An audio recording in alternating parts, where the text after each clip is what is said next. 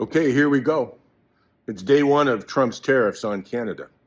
February the 1st, day one, 25% right out of the block. It's just going to hit Canada like a ton of bricks. You know, in Canada, the politicians here are so used to kicking Canadians around and not being responsible or accountable to them at all, holding us hostage right now with a government that shouldn't even really be in place. Trudeau has prorogued his government so he can hide from the Canadian people. But Trudeau wants to pick a fight with the United States. Canadians don't. Trudeau wants to pick one, and so does Doug Ford, the Premier of Ontario. He's looking to pick a fight. He likes to wear a hat so he can kind of mock Trump with something. I'm not sure who's advising him and telling him to mock Trump as a way to win, but it's not going to work out. You know, they're both talking about having dollar-to-dollar retaliatory tariffs against the U.S., but I have to ask myself, it's not a dollar-to-dollar. It's $1 US to $1.50 Canadian, and rapidly dropping as the Canadian dollar is dropping in value. But, you know, they all seem to be under the impression that everybody just kind of folds to their BS when they say it up here in Canada. But Trump's not folding to the BS on this one.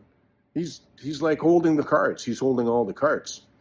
You know, the Canadians like to think, oh, the U.S. needs us. They need Canada so badly. That's not really the case. Look, doing business in Canada is expensive. You know, first of all, you got to deal with the currency problems, the cost going back and forth, the currency. You have to deal with the problems at the border when you get across the border. Then you have to deal with the labels in Canada. You have to sit there and change the labels so that they're French and English.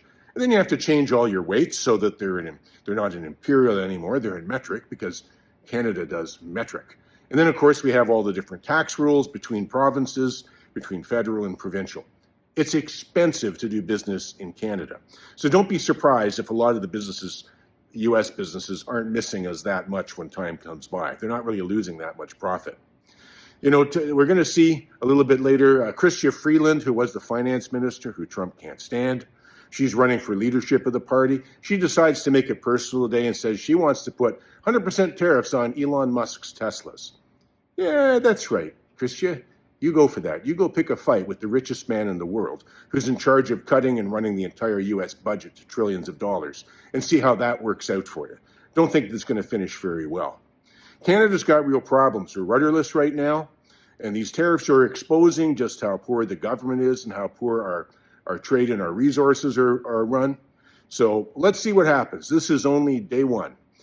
Trudeau is supposed to be responding at 6 o'clock Eastern time tonight about this, but you know, with his retaliatory tariffs, he doesn't think that through very good. He's already threatened to crush Heinz ketchup, which, guess what, is made with Canadian tomatoes at Canadian farms for here in Canada. So that didn't work out very well. He got that wrong. He doesn't do his homework. Let's see what he comes up with. And let's see if Trump doesn't turn around and say, oh, did I say 25%? You want to retaliate? I meant 50%, just like I did to Colombia. Or I'll put some other problems for you at the border. So let's see where this is going. This is only day one, folks. Only day one. Get your popcorn. This is Ross McLean for the McLean Chronicles.